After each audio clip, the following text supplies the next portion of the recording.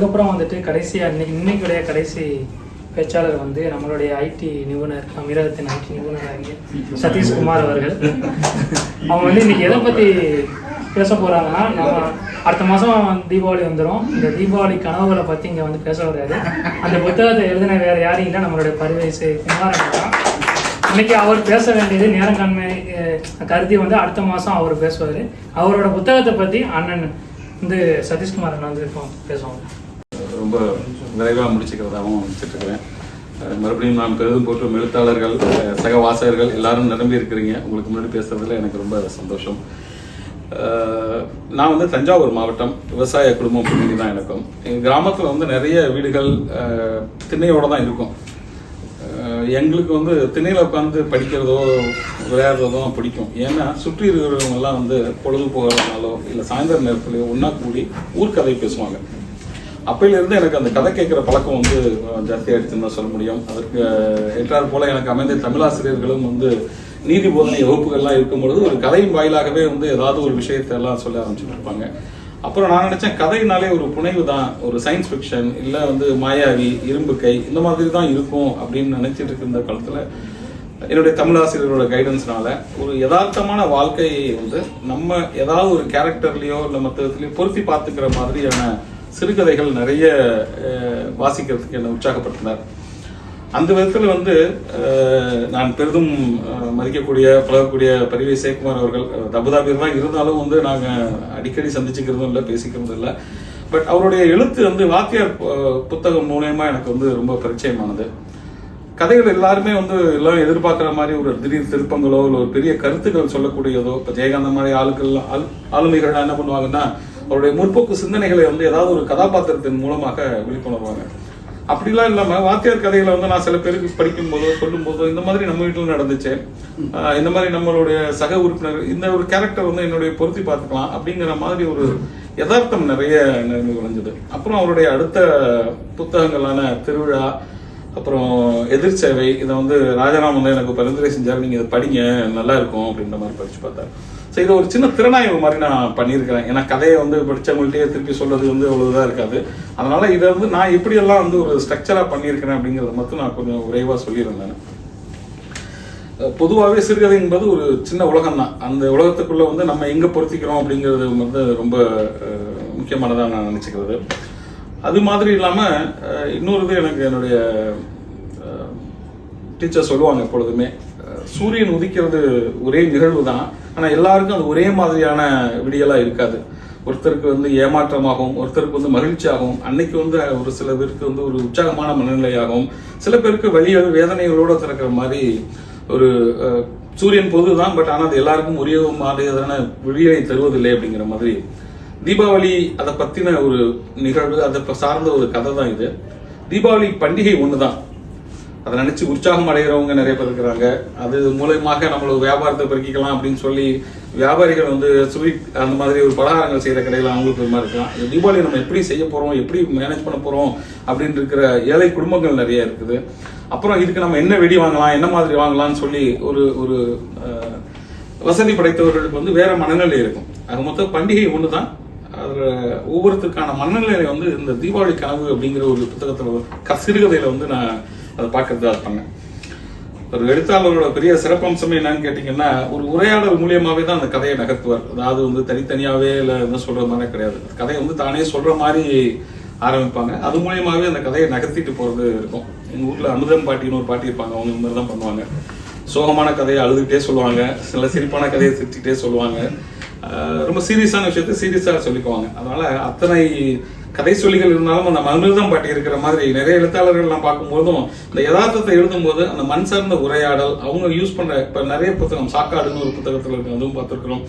அவங்களுடைய உறவு முறைகளை குறிக்கிறதா இருக்கட்டும், அவங்களுடைய பேச்சு வழக்கை குறிக்கிறதா இருக்கட்டும், அதை மாறாமல் அப்படியே கொடுத்துருக்கிற அந்த விதத்துல வந்து இன்னும் முன்னுமே நன்றி. ரொம்ப சிறப்பாக அந்த கதையை வந்து தோற்று இது பண்ணியிருக்கிறீங்க. ஒரு வசதியான வீட்டில் தங்கி வேலை பார்க்குற ஒரு ஏழையான ஒரு பொண் சுந்தரி, அந்த பொண்ணு பேர் வந்து சுந்தரி. தீபாவளியை கொண்டாடுறதுக்கு தான் வீட்டுக்கு வந்து முதலாளி அம்மா விடுவாங்களா இல்லையாங்க அப்படின்னு சொல்லி ஒரு எதிர்பார்ப்போட இருக்கிறாங்க. தான் அம்மா விட்டு கேட்க சொல்லியிருக்கிறாங்க. அவங்க ஃபோன் பண்ணால் முதலாளி அம்மா விடுவாங்களோ இல்லையோ அப்படிங்கிற ஒரு ஒரு ஒரு எண்ணம் இருக்கு. அதுக்கு தடை வருமோ முதலாளி அம்மா மூலியமா அப்படின்னு சொல்ற மாதிரி ஒரு ஒரு சிந்தனை அவர்கிட்ட ஓடிக்கிட்டே இருக்குது. ஆனா முதலாளி அம்மாவே போக சொல்லி தான் அம்மா வேண்டான்னு சொல்றா. கொஞ்சம் கூட எதிர்பார்க்க முடியாத ஒரு திருப்பம். அந்த சின்ன பொண்ணால அது ரொம்ப ஏற்கவே முடியல. இந்த மாதிரி ஒரு வலிய வேலை பழுவை வந்து இந்த கதையில மூலியமா வந்து நமக்கு தெரியப்படுத்துறாங்க. நான் வந்து 2 சிறுகதைகள் இது சம்பந்தமாக நான் வந்து இதை பண்ணும்போது பார்த்தேன். ஒன்று வந்து என்னுடைய மண்ணின் எழுத்தாளர் ஜானகிராமன் அவர்கள் எழுதிய சிலிர்ப்பு அப்படின்னு ஒரு கதையில வந்து பார்த்தீங்கன்னா இதே மாதிரி ஒரு ஏழை பொண் தன்னுடைய ஏழ்மை நிலை காரணமாக ஒரு வசதியான வீட்டுக்கு வேலை பார்க்க போவாங்க. அந்த பொண்ணு வேலை பார்க்க போற பொண்ணுக்கு வயது 7. இங்க மாயவரத்துலேருந்து கல்கத்தா வரைக்கும் போய் வேலை பார்க்க போவாங்க. ஜட்ஜில் சரியா சாப்பாடு போட மாட்டாங்க, சரியா கவனிச்சுக்க மாட்டாங்க. இருந்தாலும் அந்த வயசுல தன் குடும்ப சூழ்நிலை காரணமாக கல்கத்தா வரைக்கும் போய் வேலை பார்க்கறதுக்கான ஒரு சூழ்நிலை உருவாகுது. அப்படி ஒரு சூழ்நிலையை தான் அந்த பொண்ணு பேர் காமாட்சி, அந்த ஜானகிராமன் இந்த சிலுப்புல. ஸோ இந்த தந்தை இழந்த ஒரு ஏழ்மை பொண்ணையோட பெயர் வந்து சுந்தரி. ஸோ நான் வந்து சுந்தரி வந்து ஒரு காமாட்சி வளர்ந்து இந்த வேற வீட்டுக்கு வந்திருக்கதா தான் நான் பார்த்துருக்கேன். அந்த மாதிரி அப்புறம் இன்னொரு இது சார்ந்த இந்த சூழ்நிலை உருவாக்குற இன்னொரு எஸ் ராமகிருஷ்ணன் எழுதிய சூரியகாந்தி பூக்கள் ஏந்திய பூக்கள்னு சொல்லிட்டு சூரியகாந்தி பூவை ஏந்திய சிறுமிகள் அப்படின்றதான் கதை நேரம். அது வந்து இந்த தனிமையின் வீட்டிற்கு 100 ஜன்னல்கள் அப்படின்ற ஒரு கதை தொகுப்பு, அதையும் ஒரு கதையா சொல்லியிருப்பார். தன்னுடைய அப்பா வளைகுடா நாட்டிலேருந்து வர்றாரு. அவருடைய வருகைக்காக எதிர்நோக்கி காலையிலிருந்து அதிகாலை எழுந்திரிச்சு நல்ல பட்டுப்பாவடெல்லாம் போட்டுட்டு கையில ஒரு சிறுமிகள் வந்து சூரியகாந்தி பூவோட வரவேற்கிறது எதிர்பார்த்துட்டு இருக்கிறாங்க. இது வந்து ஒரு பயங்கர எதிர்பார்ப்பு. ஒரு நிகழ்வை வந்து அவங்க ரொம்ப புக்கையெல்லாம் கொடுப்பாங்க. சூரியகாந்தி தான் உள்ளதுலேயே பெரிய பூ அப்படின்லாங்கிற மாதிரி ஒரு எண்ணத்தோட அவங்க அப்பா வந்தா ரொம்ப கொண்டாடணும், அந்த மொமெண்ட்டை செலிப்ரேட் பண்ணணும்னு இருக்கிற நேரத்தில் வளைகுடாலேருந்து வர்ற அந்த நபர் விமான நிலையத்தில் தன்னை சந்தித்த நண்பர் வந்து வீட்டுக்கு வாங்க வந்து சாப்பிட்டு போகலாம் அப்படின்னு சொல்லி சாப்பிட்டு போக சொல்றாரு. சாப்பிட்டு போனோன்னா நீங்கள் எப்படியா இருந்தாலும் ஊருக்கு போனால் ரொம்ப பிஸி ஆகிடுவீங்க, கொஞ்சம் மது இருந்துட்டு போங்க அப்படின்னு சொல்லி கொடுப்பாரு. சரி ஓகே, சாயந்தரம் ட்ரெயினை பிடிச்சிட்டு போயிடலாம் அப்படின்னு சொல்லிட்டு இருப்பாங்க. சாயந்தரமாக கிளம்பும் போது தன்னுடைய நண்பர்களோடு சேர்ந்து வந்து திரும்ப அந்த மது இருந்தது வந்து தொடர்ந்துகிட்டே இருக்கும். இந்த சம்பவம் எதுவுமே வந்து அங்கே கையில் சூரியகாந்தி ஏந்துகின்ற அந்த பூக்களை ஏந்துகின்ற அந்த சிறுமிகளுக்கு தெரியவே தெரியாது. உச்சி வெயில்ல ஒரு இயற்கை உபாதைகளுக்கு கூட போகாம அங்கேயே நின்று எதிர்பார்த்துக்கிட்டே இருக்கிறாங்க. காலம் ஆழ்ந்துட்டே போகுது. காலையில பள்ளிக்கு போன சிறுவர்கள் அவங்க வந்து பார்த்துட்டே போயிட்டு இருக்கிறாங்க, திருப்பி வர்றாங்க. அதிக மது இருந்ததுனால அந்த வளைகுடால திடீர்னு அவனுடைய பெண்கள் ஞாபகம், அவனுடைய பொண்ணு ஞாபகம்லாம் வந்து முழிச்சு பார்க்கும்போது அதிகாலை 3 மணியோ 4 மணியோ ஒரு நாள் பூரா கால் கெடுத்து நின்ற அந்த சிறுமிகள் வந்து வீட்டில் போய் அவங்க அப்பா என்ன வரலையே, ஏன் வராமல் போயிட்டாங்க அப்படின்ற அந்த ஒரு வேதனையிலேயே வந்து படுத்து உறங்கிட்டு இப்படி தூக்கத்திலே உளறிட்டு இருப்பாங்க. இது வந்து ஒரு ஏமாற்றம். இதையும் இதுல பொருத்தி பார்த்துக்கிறேன் நான். இந்த ஒரு ஏமாற்றம் வந்து சிறு குழந்தைகளுக்கு வந்து எவ்வளவு ஒரு பெரிய பாதிப்பை ஏற்படுத்தும். அவங்களுடைய அந்த வலியை தாங்க முடியாம அவங்களுக்கு வரக்கூடிய ஒரே ஒரு இப்ப நம்மனா வந்து வேற ஏதாவது ஒரு யார்ட்டையாவது பேசலாம் பண்ணலாம், ஆனா சிறுவர்களுக்கு அந்த ஒரு வாய்ப்பே கிடையாது, அழுகை மட்டும்தான். ஸோ இந்த கதாபாத்திரத்தில் வர சுந்தரியும் அப்படிதான். நான் யார் மூலியமாவோ தடை வரும்னு நினைச்சேன், பட் ஆனால் தடை வந்து சம்பந்தமே இல்லாத ஒரு நபரால் வந்திருக்குது அப்படிங்கிற மாதிரி நான் ரொம்ப அதோட ஆத்திரம் அழுகையை முட்டிட்டு வந்து அது மாதிரி கடைசியில் அந்த திருப்பமாக முடியும். இது வந்து ஏற்படல. ஸோ கதை தொடக்கமே வந்து சிறுகதையோட தொடக்கமே வந்து நான் அந்த திறனாய்வு பண்ணுறதுனால சொல்கிறேன். ஒரு சிறுகதை தொடக்கம் வந்து ஆரம்பத்தில் ஒரு 2-3 லைனில் நீங்கள் வந்து வாசகனை படிக்கக்கூடிய வாசகனை ஹோல்ட் பண்ணிட்டீங்கன்னா அதுக்கப்புறம் அதுக்கான அடுத்தடுத்து தொடர்ந்து படிச்சுட்டே இருப்போம். அந்த மாதிரி இந்த கதையில வந்து இந்த கதை ஆரம்பிக்கும் பொழுதே இன்னைக்கு செவ்வாய்க்கிழமை, ஞாயிற்றுக்கிழமை, இன்னைக்கு தீபாவளி, அம்மா ராசாக்காவுக்கு நேரம் ஃபோன் அடிச்சு சொன்னாலும் சொல்லியிருக்கோம் அப்படின்னு யோசிச்சுக்கிட்டே பாத்திரம் கழுவிட்டு இருப்பா சுந்தரி அப்படின்னு ஆரம்பிக்கும். இப்போ இது பார்க்கும்போதே அந்த சுந்தரியோட சுச்சுவேஷன் என்னன்னு தெரிஞ்சிடும், கதை எதை நோக்கி வரப்போகுதுங்கிறதும் தெரிஞ்சிடும். அவங்க அம்மா வந்து ஃபோன் பண்ணி சொல்லிடுவாங்க, அந்த ஒரு எதிர்பார்ப்பும் அதில் வந்துடும். ஸோ இப்போ நம்ம கதை வந்து ஓரோட்டமாக தெரிஞ்சிடும். சரி ஓகே, இது சம்பந்தமா இந்த சூழல். ஸோ இதை விளக்கம் வந்து நீங்கள் இன்னும் ஒரு 2-3 பக்கம் சொல்ல தேவையில்லை, இந்த ஒரு 4-5 வரையில் இருக்கான்.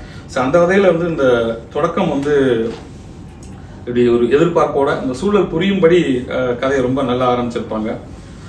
அடுத்து கதை கரு சிறுகதைகள் வந்து எளிய கருப்பொருளை கொள்வதில் வந்து சிறப்பு அப்படிங்கிறாரு செக்காவத்.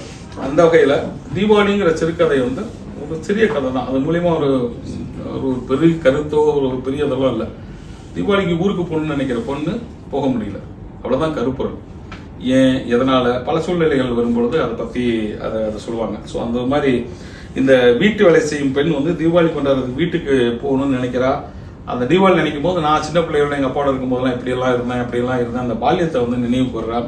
ஸோ இதெல்லாம் வந்து ஒரு ஓட்டத்தில் அது ரிலேட்டடாக இருக்கிற பல நினைவுகள் நம்ம இடத்துல பொருத்தி பார்த்தோம்னா, இப்போ நம்ம இங்கே இருக்கிறோம், இன்னைக்கு ஊரில் பொங்கல் நம்மளால போக முடியல அப்படின்னா நம்ம நினைவு பூரா அங்கே இருப்போம். போன வாரம் பொங்கல் அப்படி போயிருப்போமே, இங்கே இருந்திருப்போமே. அதுபோல் எதிர் வரும் தீபாவளிக்கு எல்லாராலையும் வந்து குடும்பத்தோடு இருக்க முடியாது. ஸோ அப்படி இருக்கும் பொழுது அந்த அந்த நினைவுகள் சேர்ந்து வரும். ஸோ அதனால அந்த கதை கரு வந்து அந்த அந்த படிக்கக்கூடிய வாசகர்களுக்கும் அந்த கதைக்கும் எந்த வித இடைவெளியும் இல்லாமல் அப்படியே பொருத்தி போயிட்டு இருக்கிற மாதிரி இருக்கு. அந்த விதத்தில் வந்து அந்த கரு வந்து ரொம்ப நல்லா சொல்லப்பட்டதாக நினைக்கிறேன். அப்புறம் கதை சொல்லக்கூடிய உத்திகள், அதாவது பொதுவாகவே சில கேரக்டர் இருந்ததுன்னா அந்த கேரக்டர் பேசிக்கிற மாதிரி, சில வந்து வேற யாராவது சொல்ற மாதிரி, பாடம் எடுக்கிற மாதிரி இருக்கும். பட் இது வந்து அப்படியே அந்த உரையாடல் மூலியமாகவே நகர்த்திட்டு போவாங்க அந்த கதையை. அது யாருன்னா கதை சொல்றவரே. எங்க அமிர்தம் பாட்டி சொன்னேன்ல, அப்படி வந்தானா போனானான்னு அந்த உணர்ச்சி பொங்கு பேசுவாங்க இல்லையா. இந்த எழுத்தாளர் வந்து இதுல அந்த உணர்ச்சி பொங்கு அந்த கேரக்டர் மூலியமாவே பேசிட்டு இருக்கிறார். அப்படி இருந்தால், இது யோசிச்சுக்கிட்டு இருந்தால், ஏன்னா அது ஒரு கான்வர்சேஷனை வந்து டிராமா மாதிரி பார்க்காம அதை வந்து சொல்ற மாதிரி கொண்டு போறது வந்து ரொம்ப ரொம்ப இதாக இருக்கு. ஸோ தீபாவளி கனவு அப்படிங்கிறது, தீபாவளி தான் அந்த அந்த பண்டிகை தான் அந்த கதையின் ஆரம்பம் முதல் கடைசி வரை அது அது ரிலேட்டடான அந்த அந்த பொருத்தி பார்க்குற ஈவெண்ட்ஸ். எல்லாருக்குமான சூரியன் ஒரே விடியலை தருவதில்லை என்பது போல இந்த தீபாவளி வந்து எல்லாருக்குமான ஒரே மாதிரி மனநிலையும் வாய்ப்புகளையும் தருவதில்லை அப்படிங்கிறது வந்து சொல்லிட்டு இருக்கிறதா இருக்கு. ஸோ இதை படிக்கும்போது கண்டிப்பாக எல்லாருக்கும் தீபாவளி சார்ந்த நினைவுகள் எல்லாருக்கும் வரும். இதில் வந்து நிறைய விஷயங்கள் அங்கங்கே வந்து ஒரு கட்டமைச்சிருப்பாங்க. அந்த ஒரு கேரக்டர் இல்லஸ்ட்ரேஷன் பண்ணியிருக்கிறது. ஒரு ஏழை குழந்தையா இருந்தால், அப்பாவை இழந்த ஒரு குழந்தையா இருந்தால், தன்னுடைய வாழ்க்கை தரத்தை மேம்படுத்துவதற்காகவும் தன்னை நம்பி இருக்கிற குடும்பத்துக்காகவும் எந்த விதமான கஷ்டங்கள்லாம் அனுபவிக்கிறாங்க. 7 வயசுல ஒருத்தவங்க வந்து வேலைக்கு போறாங்க. நான் சொன்னாலே அந்த சிலிர்ப்பு கதையில, ஜானகிராமன் கதையில வந்து பாத்தீங்கன்னா அந்த 7 வயசு பொண்ணு புடவை துவைக்கும், வேஷ்டி திட்டும், குழந்தைய பார்த்துக்கும், பாத்திரம் கழுவிக்கணும், காலைல குளம் போடும், வீட்டை பிறக்கும், இவ்வளவு வேலை பண்றோம். இப்ப நம்ம வீட்டு குழந்தையா இருந்தால் அந்த மாதிரி கொடுப்போமா, கொடுக்க மாட்டோமா? 15 வயசா இருந்தாலும் நம்ம வந்து எவ்வளவு செல்லம் கொடுத்து அவங்களுக்கு ஒரு கம்ஃபர்ட் ஜோன்லேயே வச்சிருப்போம் இல்லைங்களா. பட் ஆனா இந்த ஒரு ஏழை குழந்தைகளோட அவலத்தை ரொம்ப, அங்க அப்பா இருக்கும்போது நாங்க எப்படி இருந்தோம், அப்பா இல்லை நாங்க இப்ப எப்படி இருக்கோம், அது எல்லாமே இந்த கதை ஓட்டத்துல நல்லா வரும். அப்புறம் சுந்தரனியோட பால்ய நினைவுகள் எல்லாமே வரும். பக்கத்து வீட்டுக்காரங்களோட இப்படி இருந்தோமே, இந்த பண்டிகை வருது, இப்படிலாம் இருந்தோமேங்கிற அந்த பால்ய நினைவுகள்லாம் நிறைய வந்தது. அப்புறம் வந்து இந்த வெடி போடுறது, பலகாரம் சாப்பிட்றது, இந்த கதைகள் இதெல்லாம் நல்லா வரும். அதுக்கு இடையில வந்து அந்த கிராம வாழ்க்கை, நகர பெண்களின் வாழ்க்கையை பத்தி கூட லைட்டா ஒரு இதுவும் வந்ததா தெரியும். அதாவது எப்படின்னா, நான் பெரிய பொண்ணு ஆயிட்டேன், ரோட்ல என்ன அவனோடலாம் பேசக்கூடாது அப்படின்னு சொல்லி சுந்தரியோட அம்மா ஊர்ல இருக்கும்போது சொல்லியிருப்பாங்க. அந்த சுந்தரி வந்து அப்ப நினைச்சிட்டு இருப்பா, இது என்ன என் கூட படிச்சவன் தானே, நான் பெரிய பொண்ணாயிட்டா அவங்க கூட எல்லாம் பேசக்கூடாதா, போகக்கூடாதா அப்படின்ற எண்ணத்தோட இருக்கும். இங்க முதலாளி அம்மா வீட்டுல வந்து வேலை பார்க்கும்போது அவங்களுடைய மகள்கள் எல்லாரும் வருவாங்க. அவங்க எல்லாம் பாத்தீங்கன்னா ரொம்ப ஓப்பனா இருப்பாங்க, ரொம்ப இதா இருப்பாங்க. இது எப்படி நான் என்ன பண்ணக்கூடாதுன்னு சொன்ன விஷயங்களை இங்க இவங்க மருமகள் எல்லாம் பண்ணிட்டு இருக்காங்க, இவங்க பொண்ணுங்கள்லாம் எல்லாம் பார்த்துட்டு இருக்காங்களே, எல்லாரும் கூடயும் பேசுறாங்க, அங்க தப்புங்கிறாங்க, இங்க சரிங்கிறாங்களே. இது அது ஒரு கிராம வாழ்க்கைக்கு உட்பட்ட ஒரு வாழ்க்கைக்கும் நகர வாழ்க்கைக்கு உள்ள ஒரு டிஃபரன்ஸ் வந்து லைட்டா சுட்டி காட்டின மாதிரி நான் வந்து ஃபீல் பண்ணிக்கிறேன். அது அந்த ஆசிரியர் கதையை தொடங்கினதுலேருந்து முடிவு வரைக்கும் எந்த தொய்வு இல்லாமல் ரொம்ப சுவாரஸ்யமாகவே கடையை நிறுத்தி போயிட்டு இருக்கிறாங்க. சிறுகதையின் முடிவு எப்பொழுதுமே வந்து விக்ரமன் படம் மாதிரி இருக்க வேண்டாம் அப்படிங்கிறது நானுமே நினைப்பேன். ஏன்னா வந்து வாழ்க்கை எப்பொழுதுமே மகிழ்ச்சியான நினைவுகளாகவே கொண்டு இருக்கிறது கிடையாது. வாழ்க்கை வந்து மிக்ஸ்ட் எமோஷன்ஸ். அது மாதிரி சுபம்னு போட்டாதான் சில எழுத்தாளர்களுக்கு வந்து ஒரு இது வரும்.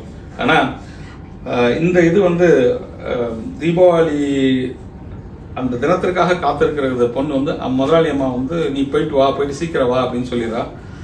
அம்மாவும் உனக்காக நான் சுடிதார் வாங்கியிருக்கிறேன், பலகாரம் செஞ்சிருக்கிறேன், எல்லாம் பண்ணியிருக்கிறேன், ஆனா அப்படின்னு சொல்ல ஒரு கொஸ்டின் வரும். இது கடை முடிவுக்கு வந்துடும். நம்ம என்ன ஆனா, நம்ம பங்காளி பெரியப்பா வந்து இறந்துட்டாரு. ஊர்ல ஒரு வழக்கம் இருக்கும், உடன் பங்காளிகள் இறந்துட்டாங்கன்னா தீபாவளி கிடையாது அப்படின்னு சொல்லிட்டு. அதனால இந்த தீபாவளி வந்து நமக்கு கிடையாது, அதனால நீ வந்து வர தேவையில்லை, ஒரு 10 நாள் கழிச்சு வா அப்படின்னு சொன்னேன்.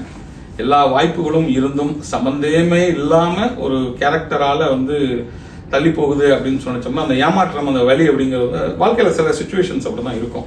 இந்த ஒரு நொடி மாற்றி இது சம்பந்தமே இல்லாதவர்களால நம்ம வந்து ஒரு நமக்கு உண்டான ஒரு சில நிகழ்வுகள் வந்து தட்டி போகும், தவறி போகும்.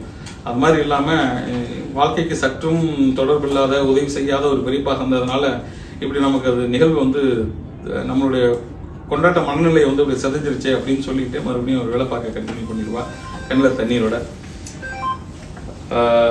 இந்த அதுக்கப்புறம் அந்த அந்த அந்த அந்த கதையை படிச்சு முடிச்சதுக்கு அப்புறம் அந்த சுந்தரி வந்து தன்னுடைய பாரத்தை இறக்கி வச்ச மாதிரி அழுது புனைச்சு கண்டினியூ பண்ணுவாங்க. பட் ஆனா வந்து அந்த பாரத்தை நம்ம வாசகர்கள் படிச்சு ஏத்திக்கிட்டு இந்த பண்டிகை காலத்துல வந்து வீட்டெல்லாம் விட்டுட்டு வெளியில எல்லாம் இருக்கிறாங்க இல்லையா, நிறைய பெண்கள், ஆண்கள், சிறுமிகள், அவங்களெல்லாம் பார்க்கும்போது எல்லாமே இந்த கதையோட ஞாபகம் எனக்கு வரும்.